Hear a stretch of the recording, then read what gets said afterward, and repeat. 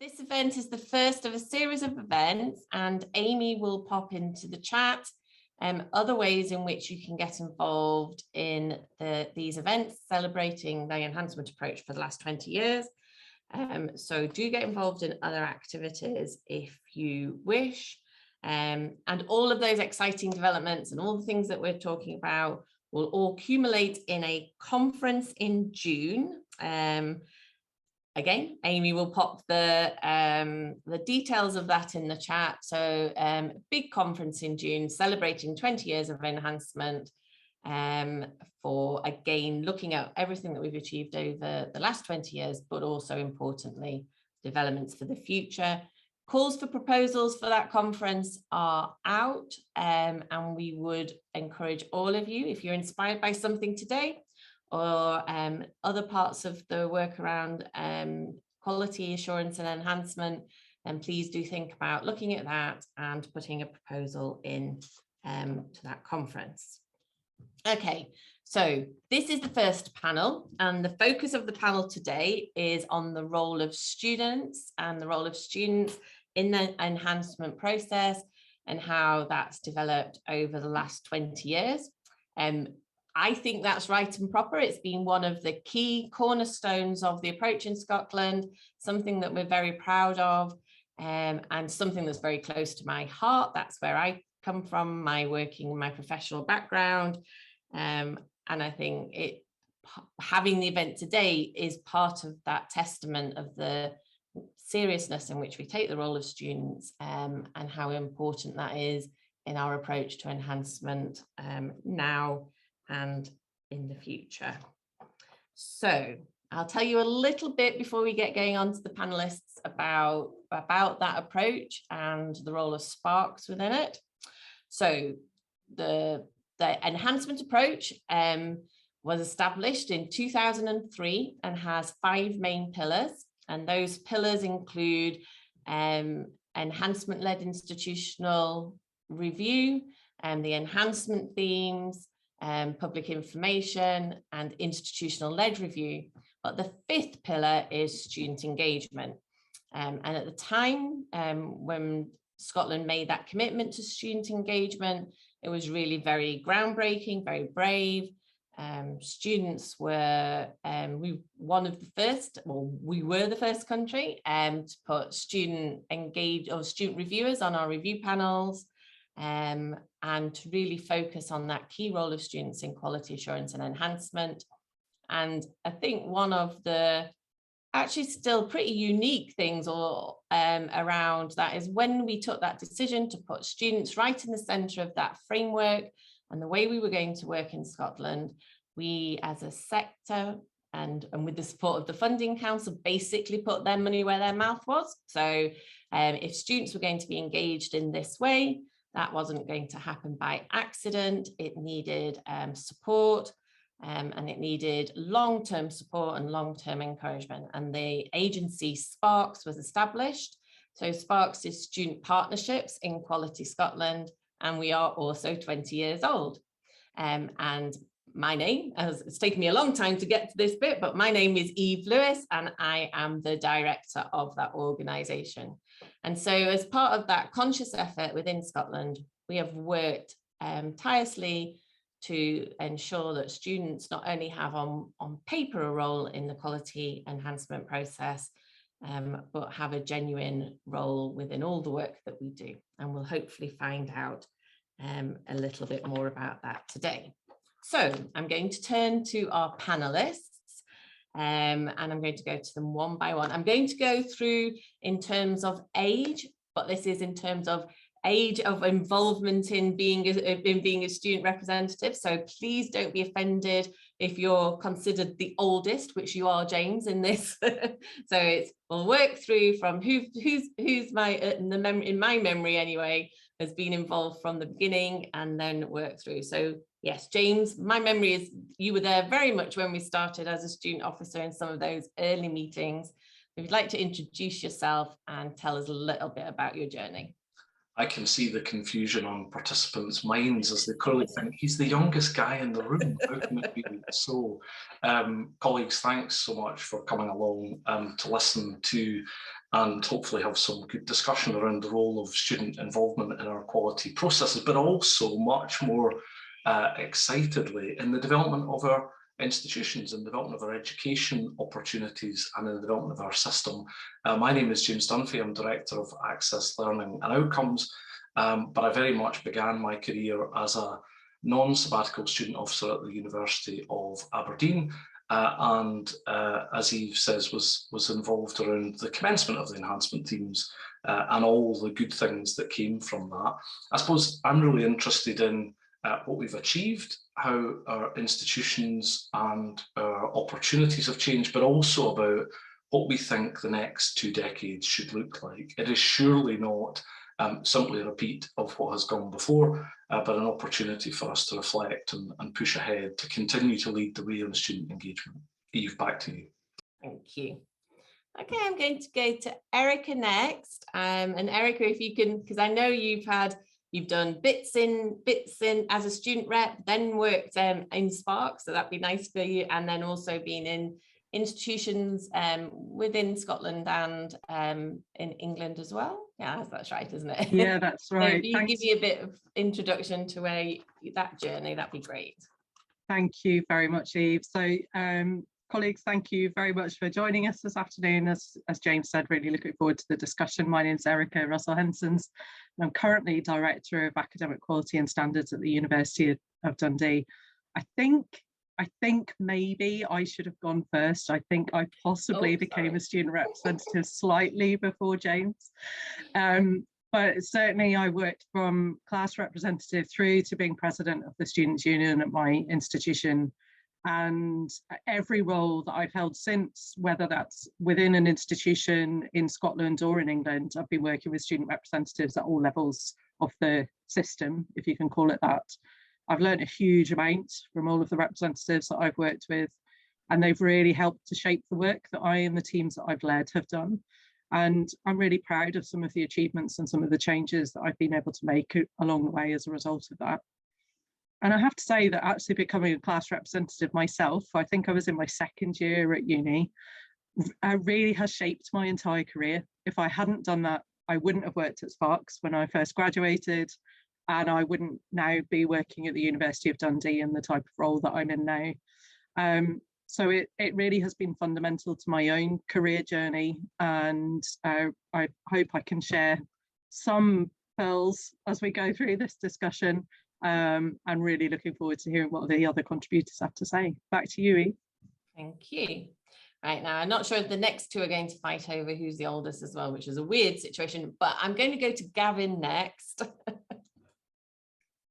I'm delighted to come in and let my learned senior, Liam, who I think was perhaps the year before me, come next. Good afternoon, everyone. I'm Gavin Liam, Director of Strategic Planning and Development at the University of the West of Scotland.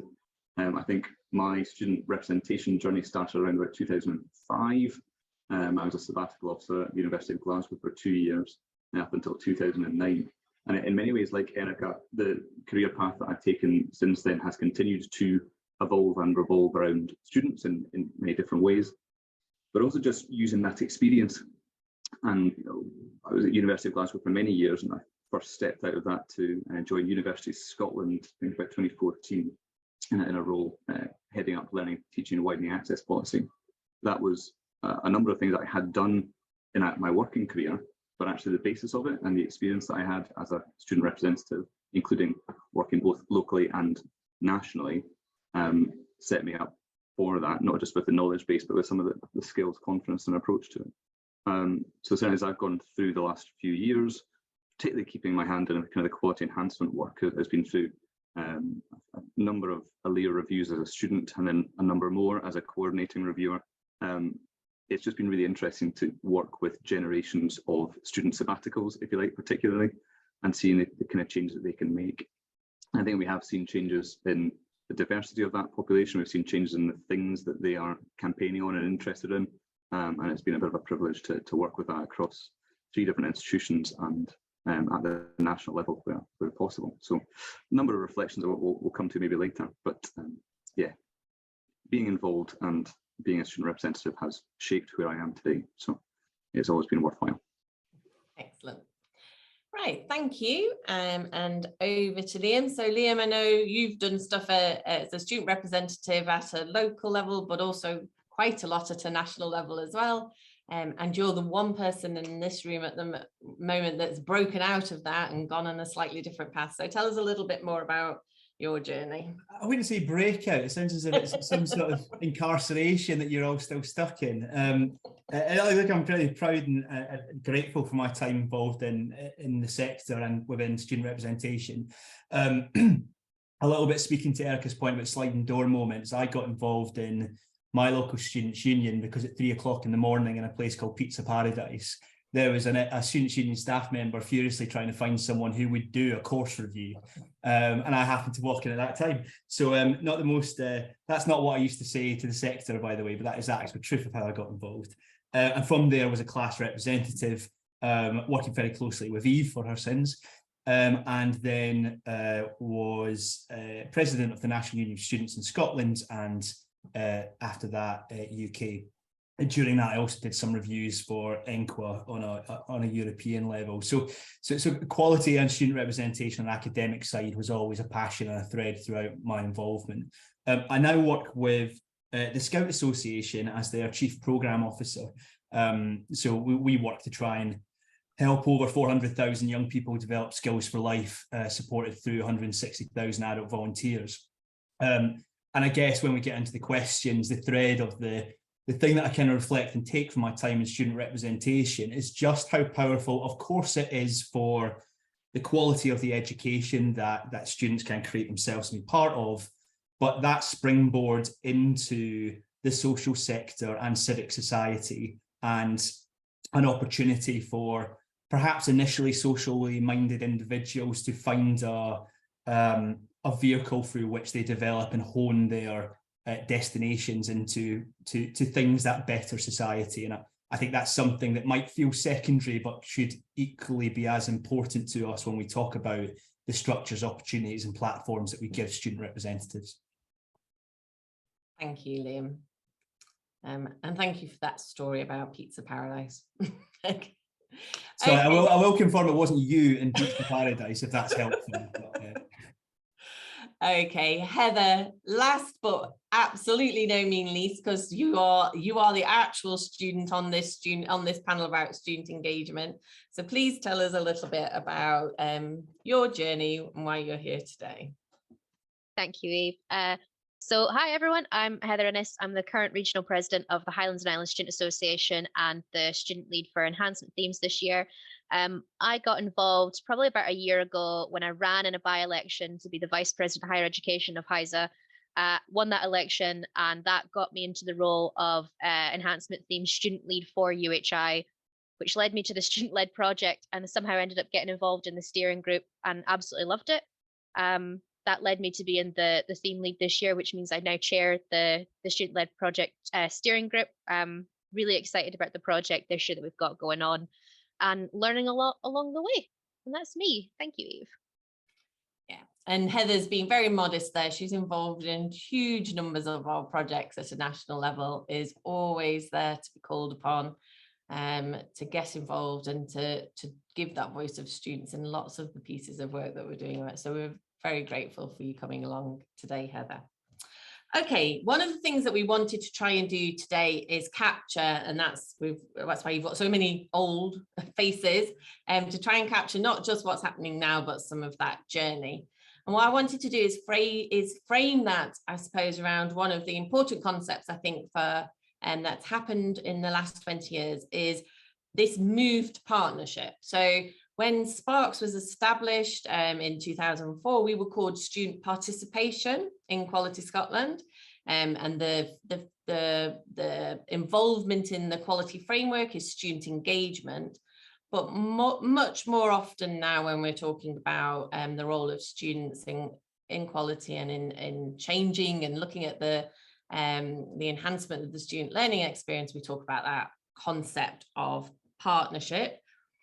Just to map that a little bit, I know it wasn't the thing that we said when we first started, but one of the things I'd say is In 2012, I was part of the group that developed a UK-wide chapter on student engagement. And at that point, certainly in Scotland, everyone was talking about partnerships and students being equal partners. And that was actually at that point when we were talking about that as a UK-wide code, still a contentious issue. So that was interesting for me to see that we were working, a thing that we talked about and upheld in Scotland was still a thing that in other parts of the UK and internationally people were chatting about and debating. I don't think, not necessarily that they weren't partners.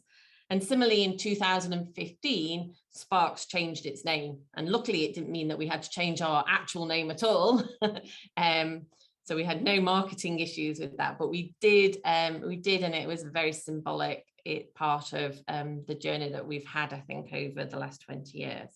So with that in mind, I'd like to go to the participants and to think about that. So to think about maybe what that looked like in terms of your role when you were a student, when you were involved in, and whether it was partnership and whether it felt like that, and how that's maybe changed over the last 20 years.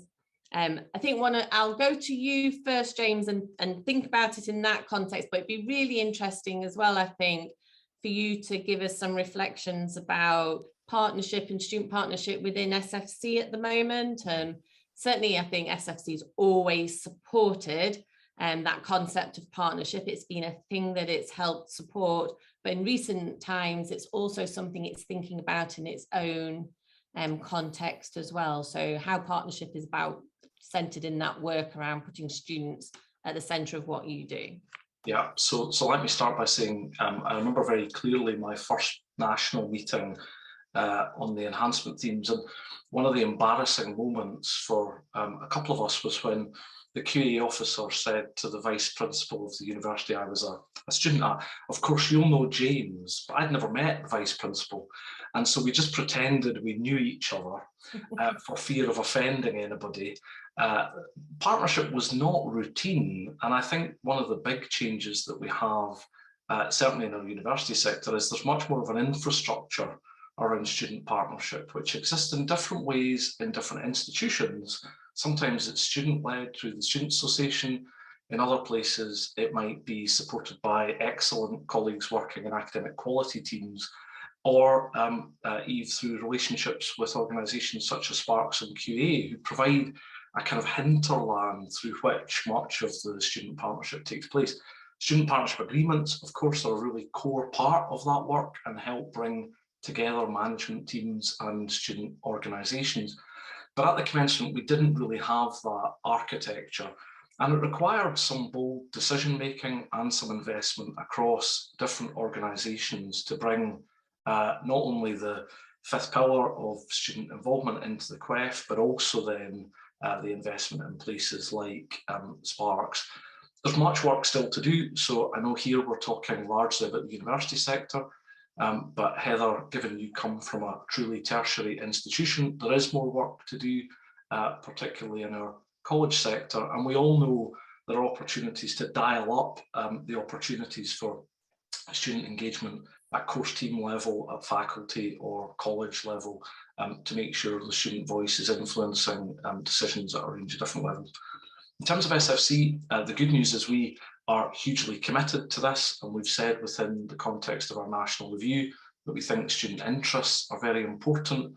We're shortly to bring a new deputy director in as Deputy Director of Student Interests, Access and Pathways. I won't announce who that is, but if that person wishes to, I know they're on the call, then they should feel free to.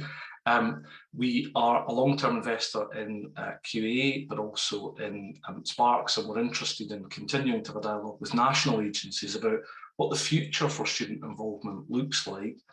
One of the changes we've introduced alongside that new team I've just mentioned is we've also brought internships into our own organisation to give students or recent students the opportunity to influence national policy as part of our staff team. I have yet to find a student internship programme that does not work well when it's a national living wage paid internship in helping people to develop their skills, but also to be impactful in the development of policy. And I'm hugely proud of the scheme we have here. and look forward to working to continue to develop it as we go forward. Thank you, James. Erica, if I come to you next, it'd be nice if you could give me or give the audience some reflection. You've worked as a student and also through sparqs, been supporting student partnerships, but then you went and worked within an institution and you had to think about how you could support partnership from that perspective. Tell us a little bit about that move and what it felt like to try and develop and support student partnerships from an institutional perspective. Yeah, thanks, Eve. I think one of the interesting things that I reflect on actually is when I made that move from sparqs to an institution, I jumped over the border and I went to work at a university in London. And actually, it was one of the biggest culture shocks that I got when I arrived at that institution in London is that they did not have this concept of partnership in any way. And I would agree with James that when I was a student representative, it was still very embryonic. And I did feel that I had to kind of use my elbows sometimes to get that equal seat at the table. But it was definitely changing. And there was definitely a shift in the culture in Scotland, and it was much more accepted. And I had also sat around the table for the steering committees for enhancement themes, for example. So I had tasted what partnership might look like. But I arrived at this institution in England, and one of the first things I wanted to do was talk to the student representatives, and nobody understood why I wanted to do that. And I think that was, as I say, that was a real culture shock. And I had to work quite hard within my own department to create opportunities for students to come to the table and have conversations with us. And then when I, fast forward 10 years or so, and I come back to Scotland, it was such a relief to come back to a sector where actually I didn't feel that I needed. Oops. I think we've just lost Erica for a minute there. At a really great point, so I think I'll move on to Gavin, and then hopefully Erica's will unfreeze and I'll come back to what she was saying. Gavin, you also work within an institution now. I think when I was asking about things, it would be really interesting, I think, to talk about some of the things that you have worked on partnership with students in recent years, and what that partnership, what types of projects you're working on at UWS, and how that manifests itself now. Also, obviously, some reflections on how it was previously. Yeah, I think some of the interesting things from my current role, so as I say, my role now focuses more on strategy and kind of organisational change, organisational development, is that students are equally kind of fundamental to that. So this doesn't feel to me like a mechanistic or reductive look at how do we engage them in an annual monitoring process. Is how do we ensure that our students are kind of walking lockstep with us in this. And if I think when I joined UWS 3 or 4 years ago now, one of the first tasks that I was given was to develop a new strategy, so a new 5-year strategic plan. Students' Union were absolutely critical to that, and I think the enjoyable engagement with that, which was different from engaging with staff and different from engaging with external stakeholders, was getting the really supportive challenge from students who were interested, students who were involved, students who knew what they wanted and knew what they weren't necessarily seeing now. And I think it helped it helps challenge some of those assumptions of, sure, you'll get student engagement, student involvement in very short-term thinking. You'll get student involvement in telling them what they don't like about the module they're sitting on. Sure, that's there, put that to one side. What you also get is some very smart, very capable people wanting to sit down around the table and think about what universities might be like in 5-10 years' time. Think about what different student demographics will be in that period, and how to support that. And it brings, I think, really valuable conversations where sometimes you can say, that's fantastic, wouldn't have thought of that. Other times you can say, that's a really interesting idea. Let me talk through where I think the history has been on this and why that might not happen. And you get some really kind of interesting data-driven, but also just experiential input to it, which, as I say, I think it's got quite a different tone from engagement with staff who will be subject to the strategy, if you like, or external stakeholders like James who want something from you. So it's great to get that with students who are just there to give that kind of really honest, open, reflective feedback. And I think Erica was touching on that kind of early embryonic stages of student engagement and whether or not there was a feeling of partnership. I would say within the kind of only a few years later that I was a sabbatical than James or Erica, I think that had changed, that there was much more of a feeling about partnership, but it was still very individualistic. So it was a sense of partnership with the sabbatical officer that the university thought they could work well with, but not so much, the following year. So there was a real fragility to the sector. And I think what I've seen change at the sabbatical level, but not maybe enough at the kind of modular or program level, is the kind of strength of support that student unions give, that kind of training. I often think of my kind of sabbatical couple of years as the best kind of graduate traineeship program I ever could have done. You get such intensive training, you're thrown right in at a really senior level. And for sabbatical levels, I think it's only continued to grow and grow. I think where we still see some challenges in that kind of most effective engagement is building that support, building that consistency, building the kind of structures at the kind of module and program level. So I think over the next few years, that's where there's going to be a real challenge to ensure that is has real integrity at the kind of the most local level. Thanks, Gavin. Erica, do you want to, we lost you halfway through, you were in such a wonderful moment and then it all just froze. Do you want to come back and just finish that point? Sure, thanks, Eve. Sorry, rural broadband, and occasionally it lets me down. So as I was, I'll start from the point that I came back to Scotland, and it was such a relief to come back to a sector which really, there was an assumption that students were partners and it was an accepted part of what we do. I think one of the areas, Eve, that I would reflect on that I have been kind of identifying in my own practice, I suppose, over the last couple of years, is actually where colleagues and students to a certain degree are joining us from out with the Scottish sector. And we need to not assume that everyone has the same kind of base level of understanding of what partnership is. And I find it really jarring. Just a couple of weeks ago that someone asked me, what does partnership mean? Does that mean we have to do everything the students tell us?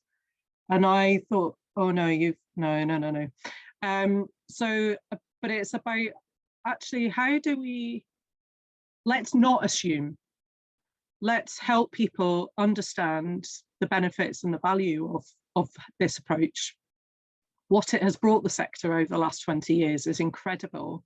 And I think we can continue to share that story. We must continue to share that story and help colleagues really embrace it. And where there might still be pockets of doubt, we've got more evidence than we possibly need to be able to convince them that actually this is the way to go and it's a really fantastic thing to do. Yeah. Thanks, Eve. Thank you. And I think some of the things I know from Gavin saying that it was very short period before something that was as a germ and a thing that we all thought we believed in but didn't really know where it was going, very quickly that caught on and people could see the benefit of working with students that way. But also you're quite right, Erica, what is that way of working? And it's really important that we at sparqs we always say there isn't a definition of partnership. There's not one. It's a journey, it's an exploration, a thing that we need to work towards, and if we ever thought we'd got there, it would be we're probably kidding ourselves. Liam, let's come to you. So I think there's a couple of things that'd be interesting. We've talked, James at the beginning there talked about student partnership agreements, and I often blame you for those. I've said it was your idea and then you left and went, make them happen. So you could talk a little bit about student partnership agreements and that'd be really interesting. I think the other thing perhaps that might be nice for you to bring into it is that you had partnership maybe, or how it was within an institution, but you also worked at a national level within Scotland and within at a UK level. So it'd be nice for you to reflect on some of that national partnership piece as well, if you can, if you will. Yeah, sure, no problem. Let me try and do that through, I guess, some things that I think haven't changed, things that have, and things that I hope have changed, but I don't actually know. And caveat all this with I'm not as anywhere near as active as the other panel members in the sector, so forgive me if I have any views that are in ignorance. So I mean, first of all, the themes themselves, and as far as I know, the concept hasn't changed, the topics have, but the concept's still there. And the power that gave students, both in terms of being able to spot a theme that they were passionate about and suddenly having this ready-made vehicle to work with their institution on. They weren't hammering at the door. It was well, we have to do this anyway. So delighted that a student wants to work on this. And the topics themselves were always, they felt practical. They were never esoteric in the sense that you'd spot them in student officer manifestos. They felt grounded in that way. And so I'm glad that they still feature heavily within the framework. So I'm glad that's not changed. Partnership agreements is something I think has changed. So I think one of my reflections is, both from my days as a student at Heriot-Watt through to NUS Scotland, and increasingly UK, although it definitely was behind, the sense of giving students power within the academic experience was an argument largely won if the method of doing that still needed work. The wider student experiential part, not so much. So when I was at Heriot-Watt, I always felt entirely supported to push for change on the academic side, to the extent that I remember a campaign that we ran for better feedback by asking students to put stickers on their exam scripts saying, "I'd like substantial feedback, please." Had the Vice Principal for Learning and Teaching handing out the stickers alongside us. That was always a given, but things like sporting provision, social provision, housing provision, that felt more acrimonious and much more difficult to make change on. And so the thing that up until very recently, I volunteered on a subcommittee of Heriot-Watt's governors, and I saw firsthand how much the student partnership agreement had led to this really nice synergy between officers' manifestos and agendas and the institution's priorities. And the second thing it did very seamlessly was embed that over a number of years. And so issues did not live and die by the term of office of which a particular officer had. And it was, that I saw that over about a 4-year period, meaning that in a very strategic way, the things that the student officers had brought to the table were monitored and acted on at the very highest level of the institution. So that was really encouraging to see.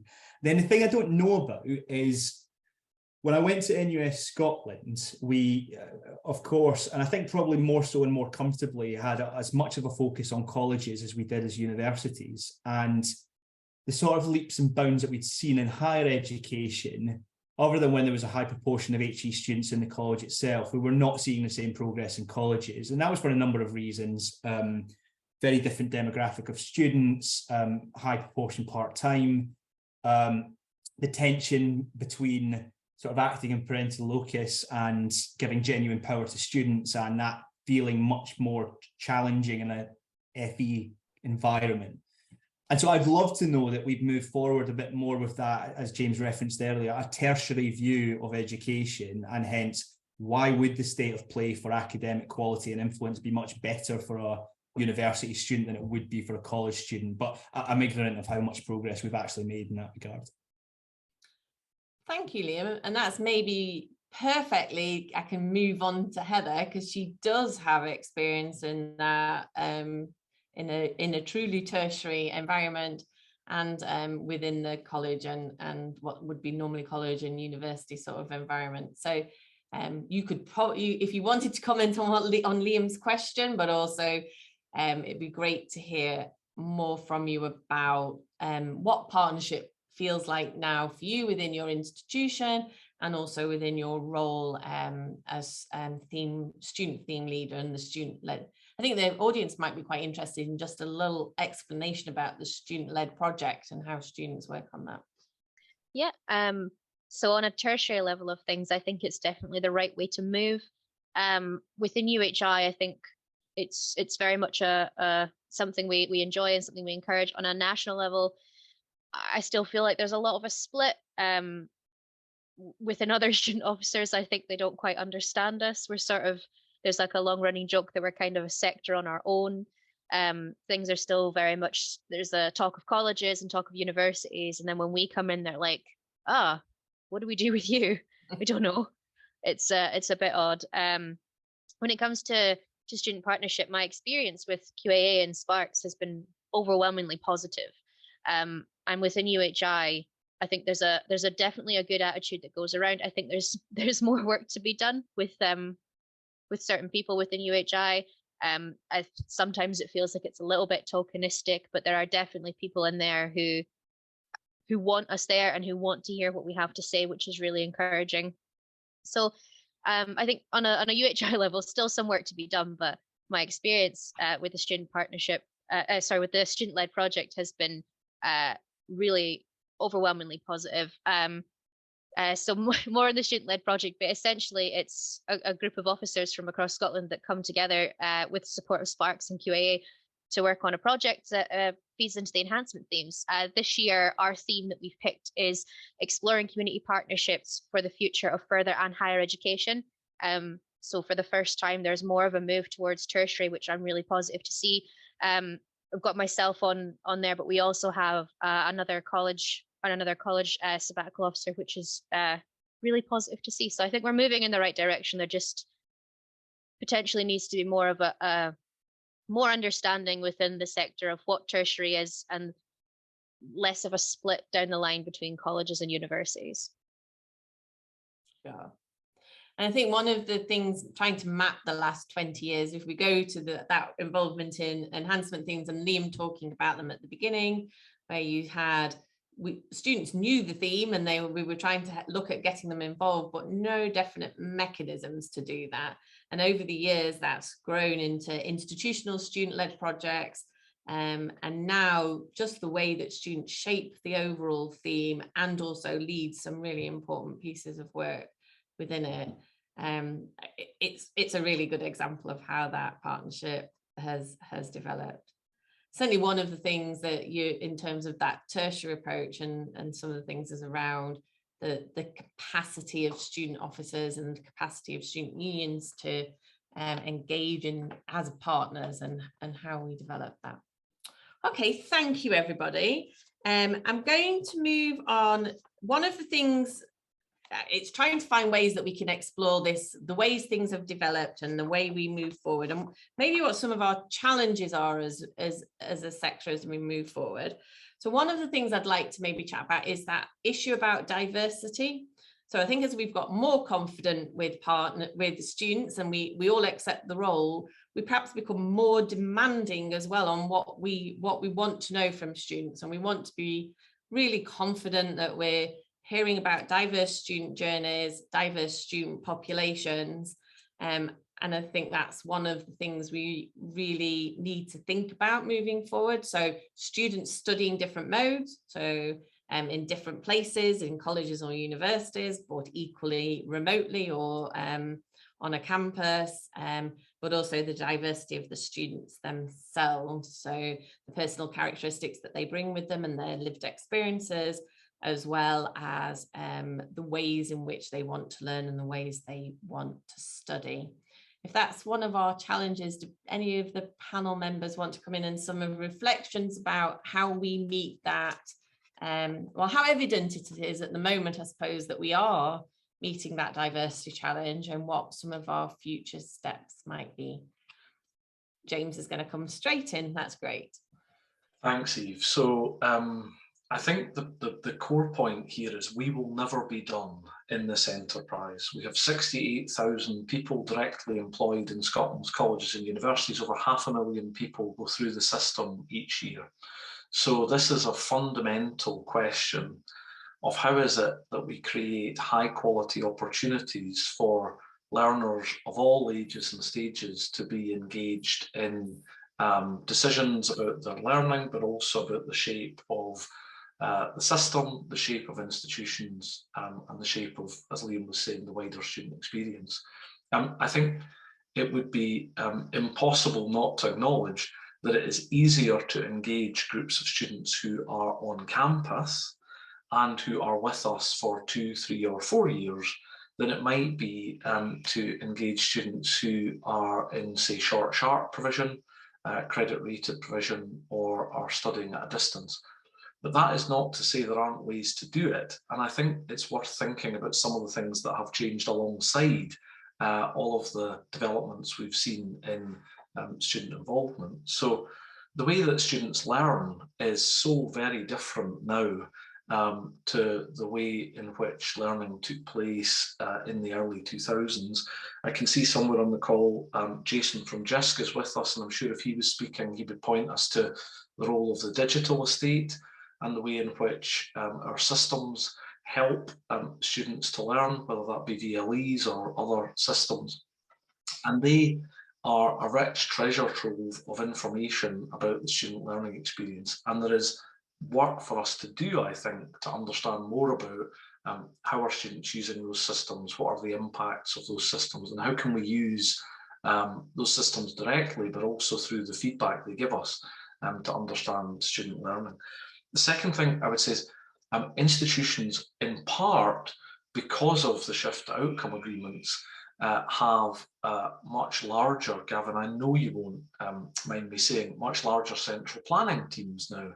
And our ability to use data and analysis about the student journey at the institutional level is very different now in 2022 than it was in 2002.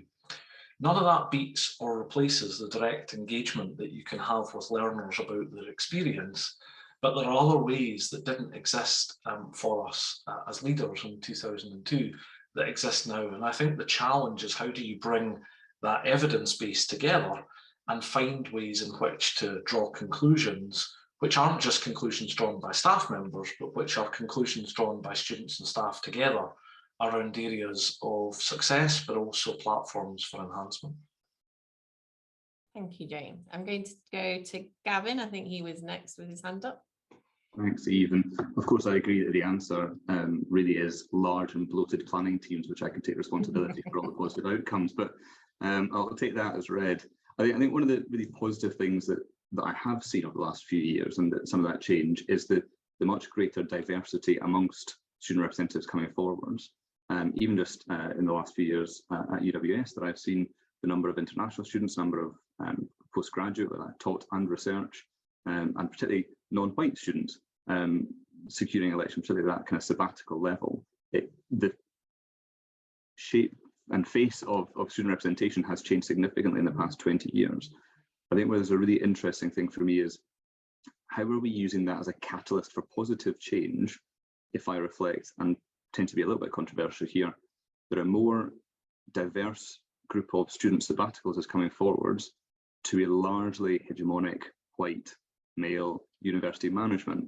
Not criticising my current university in that particularly, but just being I think reflective of where there can be a cultural challenge I think Erica picked up on. So what are our structures within the student union, but also within universities, to help build that as a positive challenge and a positive kind of opportunity to access different cultural perspectives, rather than that to be kind of squashed or pushed out by a potentially kind of traditional university approach to things. I think that's going to be the challenge of the next 5 years, and I'm not at all suggesting that I have the answer. Excellent, thank you. Erica. Oh. Thanks very much, Eve. I think as Gavin was just saying there, picking up that actually the landscape of the student body is very different to when I was a student officer a long time ago.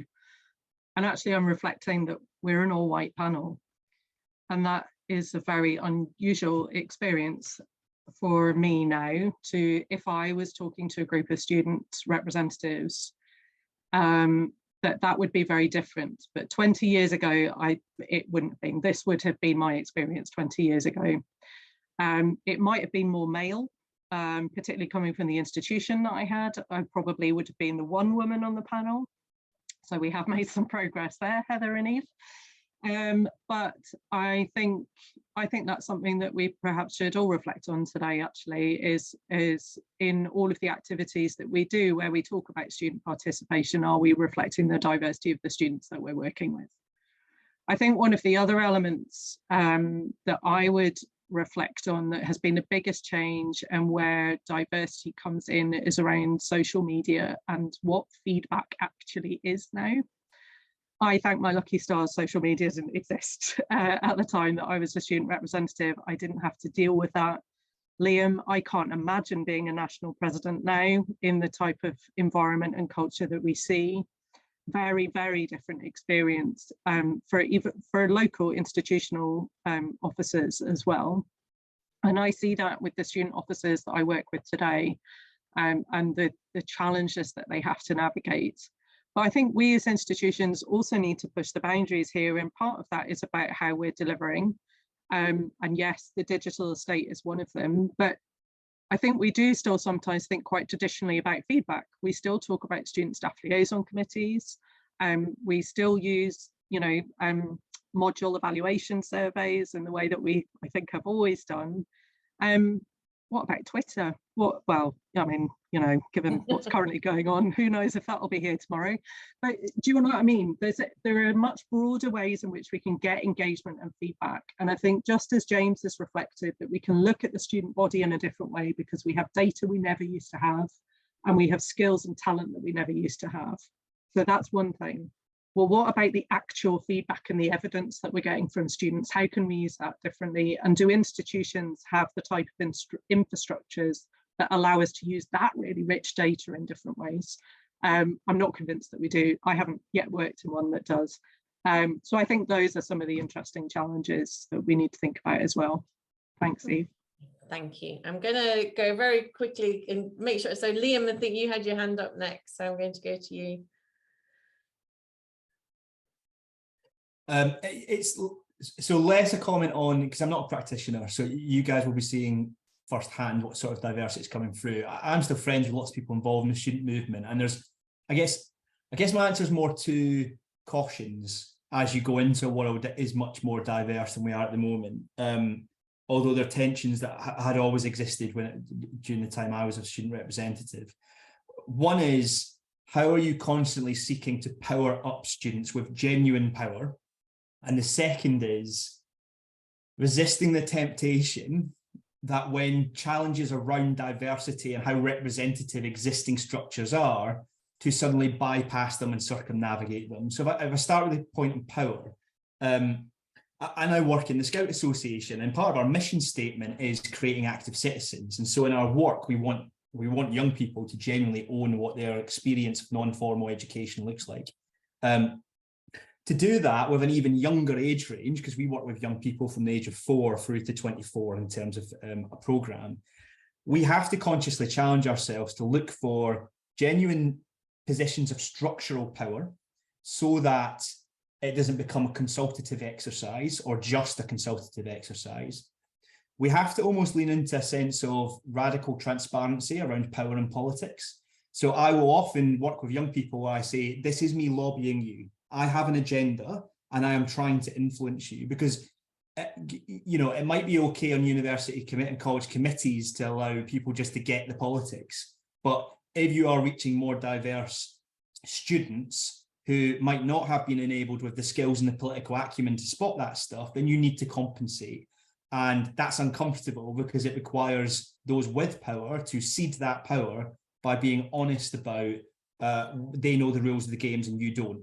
And finally, the idea of embedding agendas. I mean, constantly student reps are always on the back foot in that they're only there for a period of time. And so it's quite easy, actually, if you wanted to just put an agenda under the carpet, you could do that. So I think as you reach more diverse and different types of students, the challenge of how you power them up, how you give them genuine power will change. And so you've constantly got to revisit what's your strategies and ways of doing that. The second issue is around the temptation to circumvent structures. So I hear the rise of identity politics, a lot more sabbaticals being elected from what would traditionally be minoritized parts of the student movement, be that societies or campaign groups and things like that. A real sense of what self-care looks like in the sense of student activism and campaigning. Demise of organized politics, meaning that views can be two completely what might seem incoherent views can be held at the same time. And maybe a sort of rejection of traditional power structures as well might all lead to more difficult times for professionals who seek to work and empower student representatives. And the temptation, I guess the example in my day was well, Students' Union doesn't engage any postgraduates, so we'll set this thing up over here to do that. And my caution against that is, if, as I think most education institutions do, believe in empowering active citizens and probably would see themselves as being a platform for how do they send their graduates out in the world wanting to change and improve society, then a reductionist approach to we're going to create a structure over here that's actually owned by the institution, not by self-organising citizens of your campus, is a backward step. But it could be very tempting and could be a lot easier. So and for obvious reasons, I think that puts the focus on students' unions and how you empower them, resource them, work with them through difficult times as demographics change, and you can see this on a national level playing out at the moment as politics of the generation of students changes. Our role is not to run away from that, it's to rally round and support self-organising student structures to thrive. Thank you, Liam. And I can see lots of responses to what you've been saying there in the chat. So that's been great. Heather, then, I think given the timing we've got, you're going to get the last word here. I'd be interested, given some of the challenges that the rest of the panel have set up on this, how confident are you that you, in your current role, are able to embrace some of those issues around diversity and represent those diverse voices? And what sort of support do you think you as an officer today in these diverse settings might need from the rest of the sector and the rest of society to try and bring those diverse voices through? And also whatever point you had your hand up for. Yeah, I think it's a key challenge that we have right now. One of the big things we're dealing with right now is that our students have changed. So one of the really good things about being a tertiary organisation is that we see students from all walks of life, all levels of learning, and all ages, which I think is fantastic. The challenge that we're having is they have different priorities now. They have less free time. They have busy lives. We need it to be worthwhile for them to engage with us. And we have a lot of students who learn solely online from around the world, around the country. I had a classmate at one point who was joining classes from a boat. Don't know where that boat was, but that was pretty cool. So how are we opening ourselves up so that people feel able to come and talk to us, that we aren't a closed door? And how are we getting through what we often refer to as the digital door? That's been one of our biggest challenges. We can walk around our campuses and our learning centres and speak to people on the ground. But how are we engaging with the people who learn online or who are only in for a class and then they have to go home because they have a family, they have caring responsibilities, they have work? One of the other key challenges we've had is access to volunteers, because right now people are very much favouring paid work over volunteer work. We're having to think about volunteer incentives, those kind of things. So diversity for us right now is a really big challenge, but it's something that we're working on because we have to be more diverse. To be truly representative of our student body, we have to be more diverse, and it can't just be tokenistic. It has to mean something, in my opinion, anyway. I hope that answers your question. It does. Thank you very much, Heather. We are fast running out of time. And we have some questions in the chat, which I think we can agree people from QAA will perhaps compile a little bit and we can get a chance to get back to the people that have asked those questions offline. Do you have those contacts, Amy, that you can do that for us? And absolutely. Right, that's brilliant. So we're running out of time. I'd like to really thank the panelists, but I'm going to give you, we have enough time, if you're very, very quick, to go around the panel and to leave us with one thought. It would be one of the things we haven't had much time, but one thought might be around what you've got out, the most important thing you learned while you were involved as a student and what you've now taken on into the rest of your working life. But equally, it could be something around a challenge. So really a sentence to each of you. I'm going to start with Heather because she's gone last every. So Heather, what are you getting most out of this work, and what are you learning, and what do you think your biggest challenges are? Oh, I would say the biggest thing I've learned in the last year being involved is that my voice, it does matter and it has more traction, and that's given me more confidence when I've gone into my UHI meetings. I deserve to be heard, and I should be heard, and that gives me more confidence. Challenge, I guess it's just that we need to move forward with tertiary education, that it's so important that you can step into education at any point and step out when you need to and come back, and it's always going to be there. And I think we need to carry that on forward and get rid of this split between colleges and universities, because I'm quite tired of it, quite frankly. But yeah. Thanks, Heather. Liam, what's your biggest learning point? I think I'll make a point. I think Heather's is better than mine in the sense that I just think that tale of how you get to a genuinely tertiary space is right for a Scottish sector to be able to explore in an easier and more meaningful way than potentially other parts of the UK. So I hope people take Heather's point as the most important made.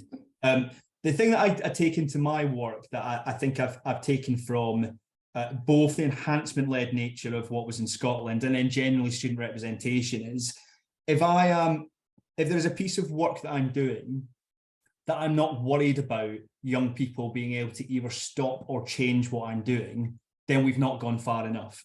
So I think that's a powerful litmus test in our structures and education sector around how always thinking about is your vice principals genuinely worried about managing student stakeholders with the potential that if they get it wrong, their agenda could be scuppered, and if they're not, then we should go further. Thank you. Erica. Thanks, Eve. I think mine is a personal reflection, and Heather, sorry, I'm repeating myself from last week, but I think the biggest thing that I took from being a student representative and being involved in representation was a personal one, and that was having a confidence and a belief in myself that I did not have before I started doing that. And that's because I was treated with respect, I was treated as an equal, my viewpoint was listened to, and I felt valued and part of a process. And I think we should never underestimate actually how life-changing something like being a course representative can be. And you don't have to be a sabbatical, you don't have to be a national president, but even just being a course representative for a semester on a module can have a significant impact for an individual. And I think the power of that is something that's really significant and should not be forgotten. Thank you, Eve. That's great, Erica. And it's also one of the things that makes me do what I've done for so long, is watching that happen for an individual student, watching them grow like that, and that confidence appear and blossom is an amazing thing to be part of. Gavin. Thanks. A very similar comment to Erica. I think the thing that it made me realise for my career is that status is very powerful, and having been given that status, if you like, as a student officer, you then have an opportunity when you are perhaps the more powerful person in a meeting room to give up that status and to open up the meeting and give people the opportunity to contribute. You get much more out of the individuals in front of you, and you get much more out yourself. And I think there's something of that confidence that I've taken from my student union days that's really supported me through and helped me build some really fantastic colleague networks across the university and across the sector. Thank you, Gavin. And I think that's when we said right at the beginning about what is partnership, and we were exploring it all the time, that exploration of power and status and stuff is at the heart of so much of that. And we'll never quite understand it, but it's a really important part. And James, so you're going to get the last word here. No pressure.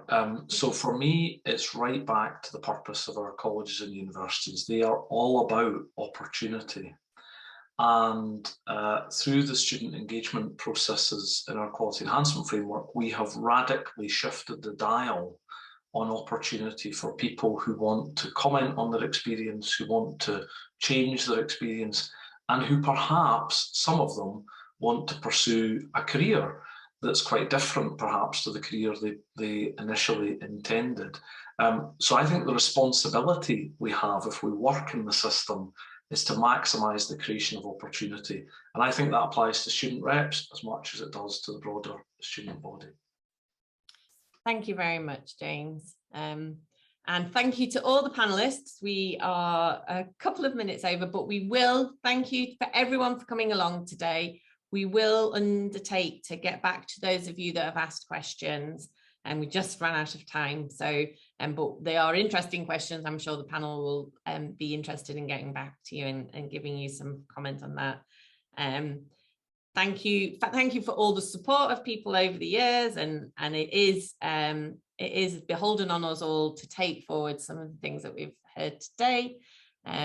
Certainly, I suppose one of the things that links, and it's very much into quality and enhancement and things like that, is all of these developments, all of the processes that we have, all of the work that we do is only worthwhile if what we do is make learning different and change and make sure that the learning that every student gets is the very best it can be.